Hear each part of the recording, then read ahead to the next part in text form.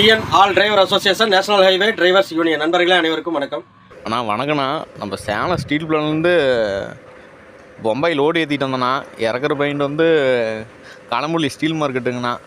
Night கம்பெனிக்கிட்ட தான் வண்டி நிறுத்திட்டு படுத்தங்கண்ணா. எஸ்ஆர்எஃப் பையும் பச்சை பையும் தூக்கிட்டு போயிட்டாங்கண்ணா. கேட்டால் கம்பெனியில் கேட்டால் சிசிடி கேமரா வேலை செய்யலைங்கிறான். மும்பையில் பார்த்தீங்கன்னா தார் பைகள் நிறைய திருட்டு போயிட்டுருக்கு. திருட்டு போகுதுன்னு யாரும் ஃபீல் பண்ண வேண்டாம். அப்படி திருட்டு போனாலும் 18,000 பணம் இருந்தால் போதும். அதனால் என்ன சொல்கிறேன்னா நண்பர்களே, அந்த 18,000 அந்த ஓனர்கள், வண்டி ஓனர்கள் நம்ம டிரைவர்களோட படிக்காசில் பிடிக்காமல் அவங்களாம் ஏற்றுக்கிற மாதிரி இருந்தால் அது பரவாயில்ல. முடிஞ்ச வரைக்கும் எல்லா ஓனர்ட்டையும் நீங்களே கேளுங்க. ஏன்னா பாய் காணாமல் போகிறது அங்கே உள்ள லோக்கலில் இருக்கிற அத்தனை டிரான்ஸ்போர்ட்டுக்காரங்களுக்கும் தெரியும். நாம் போய் உதவின்னு கேட்டாலும் 18,000 to 20,000 கொடுங்க, உங்கள் பாயை நாங்கள் வர வைக்கிறோங்கிறாங்க தைரியமாக. சரின்னு பேரம் பேசி ஒரு 5,000 முடித்து கொண்டு வந்து கொடுத்தாலும் பாய் அதே பாய் வந்துடுது.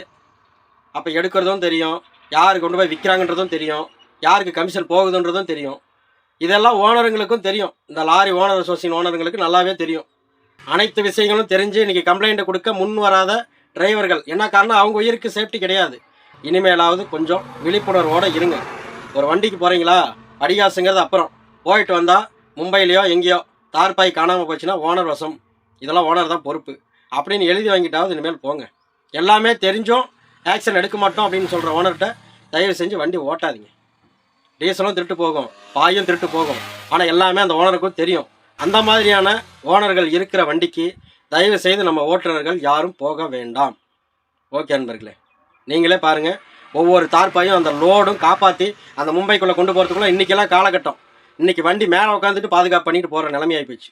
இல்லைன்னா வீட்டுக்கு போனால் படிகாசு கிடைக்காது. என்ன பண்ண முடியும் சொல்லுங்கள்? இப்படியே போயிட்டு இருந்தால் இதுக்கு ஒரு எண்டே கிடையாதா?